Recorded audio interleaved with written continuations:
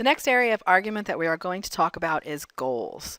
All arguments obviously have goals, and the goal of an argument is the purpose behind it. What does the arguer hope will be achieved based on the argument? You can see here it's a Volkswagen ad, and the ad claims Volkswagen, it's money in the bank. So it's claiming that Volkswagen is money in the bank, but the goal is for people to spend money in order to buy a new Volkswagen.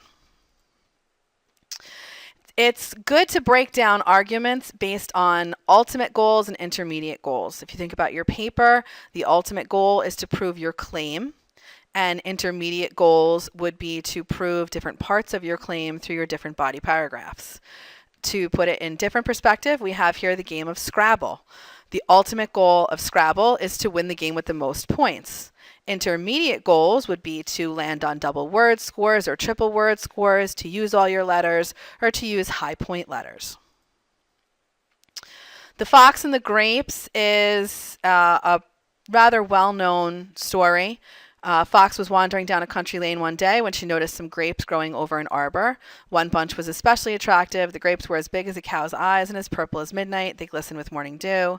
The fox, never missing a chance to eat, thought these juicy-looking gems would make a fine breakfast. She thought, those grapes are tempting. But they're so high up, I don't know how I'll ever reach them. She paced back and forth for a few minutes. She tried leaping into the air and grabbing them with her teeth. She tried climbing the arbor. Always the grapes were beyond her grasp. Giving up, she snarled, "Oh, those grapes aren't worth my trouble. They look sour." And that's where the expression sour grapes comes from. The ultimate goal is to teach the lesson. It's easy to speak badly of things you can't have.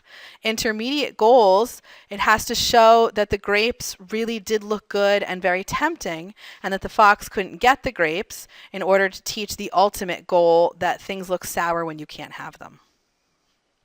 We're going to watch a short little commercial now. Pay attention to what the ultimate goal is as well as intermediate goals. Spend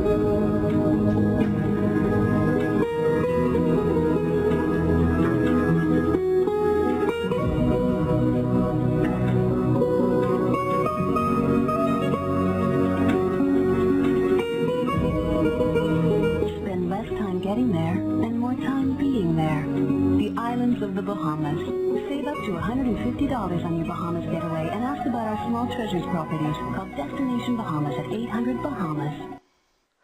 So if you take a look at that ad, the ultimate goal is obviously to get you to take a trip to the Bahamas.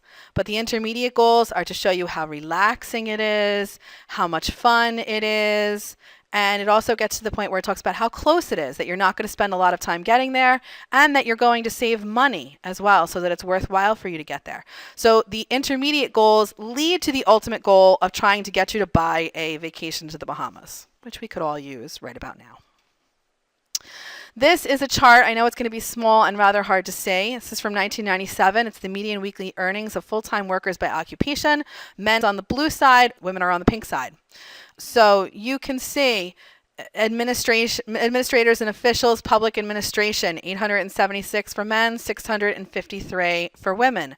Women make less than men in their weekly earnings. Some of them are a little closer than others. Some of them are a little further apart. 1,267 for male lawyers, 959 for female lawyers. Editors and reporters, 606 for women, 769 for men. Okay, so you can see there's a definite difference there. Okay, 266 retail workers for women, 392 for men. All right, so this chart is an argument, and it presents the idea that women make less on a weekly basis than men do. Going back to the video on context, however, there are certain things that are not presented. You have to keep in mind that statistics and charts can often be read in multiple ways. Women do something that men are unable to do, and that is bear children. So a lot of times women will go out on maternity leave, which is very often unpaid, And if they go out for longer than 6 weeks, they lose those steps. So you could have a woman who's working for 25 years as a lawyer and a man who's working for 25 years as a lawyer, but the woman hasn't actually been working for 25 years. Maybe she was working for 23 years or 22 years because she took maternity leaves. Men do not often take paternity leaves. So that's something to consider that is not information that is given in the chart. We will be looking at a modest proposal in class, but we're not going to be looking at it right now. So just some things to keep in mind with goals, that you are going to have an ultimate goal with any ad, with any argument that is made, but you reach that ultimate goal through various intermediate goals.